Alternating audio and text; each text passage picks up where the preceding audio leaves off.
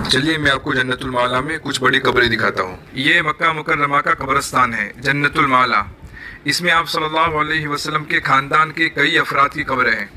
اس کے علاوہ ام المؤمنین حضرت خدیجہ رضی اللہ تعالیٰ عنہا کی قبر بھی جنت المعلا میں ہے۔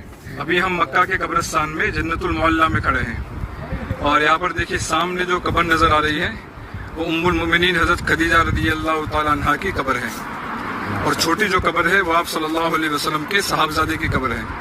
جنت البقیع کے بعد سب سے افضل قبرستان یہ ہے۔